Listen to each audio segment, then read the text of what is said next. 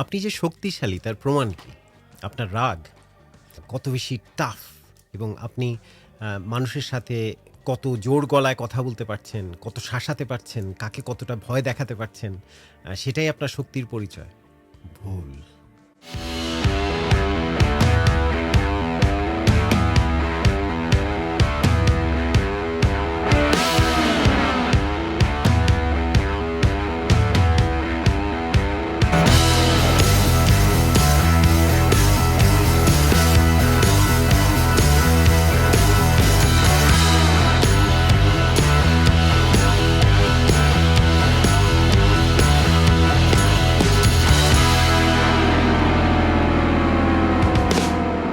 একজন মানুষ যখন শক্তিশালী, তখন সেই ক্ষমতার ব্যবহার সে কত কম করতে পারে সেটাই তার শক্তির পরিচয়।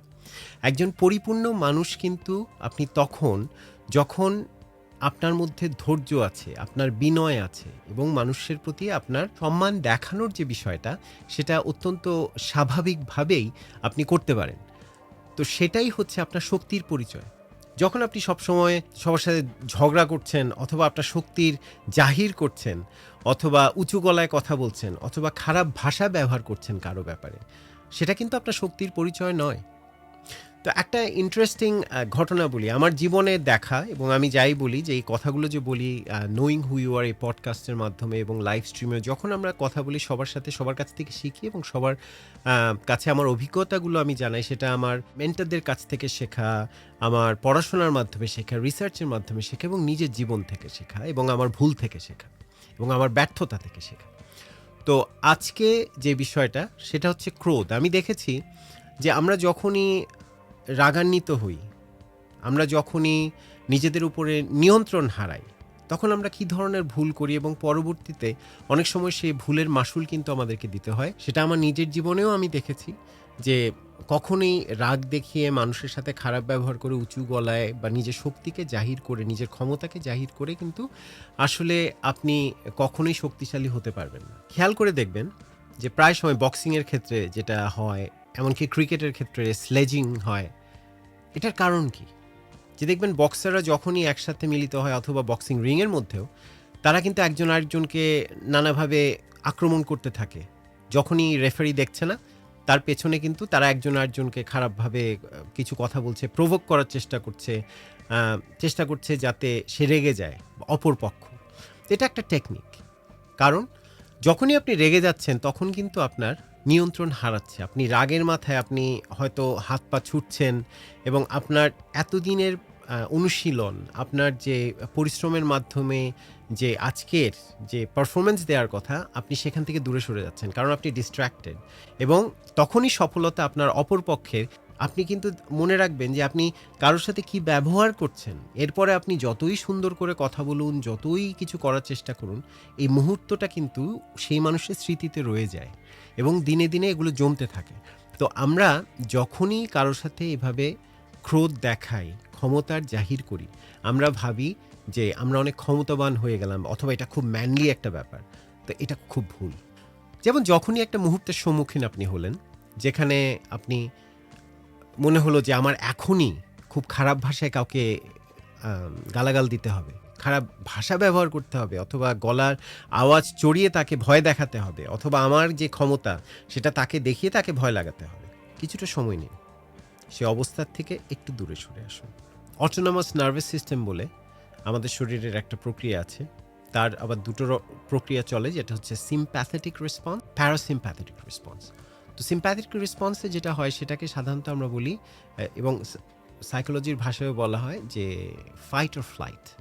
তো ফাইট হচ্ছে যখন আমরা সিচুয়েশনটার মোকাবিলা করছি, তো দেখা যাচ্ছে আপনাকে হঠাৎ করে কেউ যদি একটা খারাপ কথা বলে, আপনি শুনলেন যে অমুক আপনার নামে সেই সমালোচনা করেছে, বা কেউ আপনাকে নিয়ে একটা খারাপ কুৎসা রটিয়েছে, কেউ আপনাকে নিয়ে একটা খারাপ ভাষা ব্যবহার করেছে। আপনি যখন শুনবেন অথবা পড়বেন, হয়তো টেক্সট করলো কেউ আপনাকে, বা আরেকজন আপনার সাথে একটা টেক্সট শেয়ার করলো অথবা একটা ভয়েস মেসেজ শেয়ার করলো, আপনার শুরুতে কিন্তু খুব খারাপ লাগবে, আপনি হয়তো রেগেও যাবেন এবং আপনি কিন্তু অনুভব করবেন আপনার শরীরের মাথা থেকে পা পর্যন্ত একটা প্রক্রিয়া শুরু হয়ে গেছে। এবং আপনি সেটা যদি কখনো খেয়াল করেন, এটাই হয় আমরা যখন রেগে যাই। এবং আমরা সাধারণত যে ভুলটা করি সেটা হচ্ছে আমরা সাথে সাথে সেই ব্যাপারে একটা ব্যবস্থা নেওয়ার চেষ্টা করি যে আমার সাথে সে এভাবে ব্যবহার করলো, আমাকে সে এই কথা বলল, আমার নামে সে এরকমভাবে ভাষা ব্যবহার করলো আমার ব্যাপারে।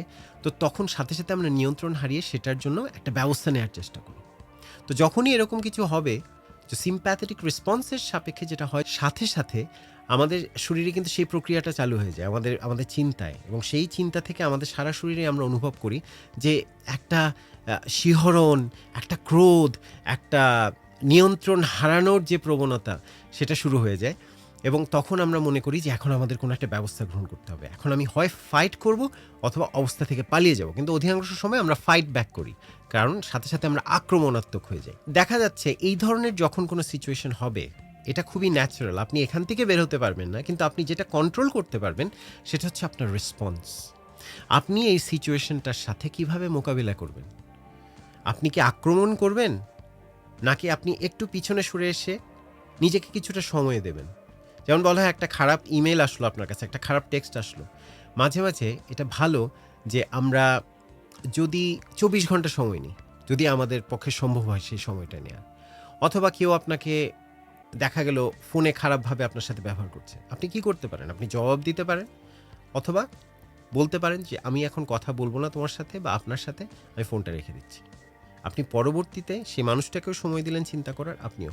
এখন হতে পারে সেই মানুষটা নাও বুঝতে পারে, কিন্তু আপনি কিন্তু ওই সময়টা নিজের জন্য নিলেন, কিছুটা সময় নিলেন। আপনি এই যে খারাপ ব্যবহারের সম্মুখীন হলেন, আপনি সেটাকে কিভাবে মোকাবিলা করবেন, কিভাবে এটার সম্মুখীন হবেন, আপনি নিজেকে এখন প্রস্তুত করতে পারবেন। তো সাধারণত মনে রাখতে হবে, যখনই আপনি দেখবেন কেউ জানা অজানায় কোনো মানুষ যদি আপনাকে প্রভোক করার চেষ্টা করে, কোনো তাদের ব্যবহারে, তাদের কথায়, তাদের কণ্ঠের আওয়াজে, সেটা হতে পারে একেবারে চড়া গলায় কেউ আপনার সাথে কথা বলছে, এটা হচ্ছে কিন্তু একটা ফাঁদ আপনার জন্যে। আপনার নিয়ন্ত্রণ হারানোর জন্য এটা একটা ফাঁদ, এটা একটা ট্র্যাপ। তো সবসময় আপনি যদি মনে করেন যে আপনি আপনার শক্তির পরিচয় দিতে চান, তাহলে শক্তিকে কন্ট্রোল করতে শিখতে হবে।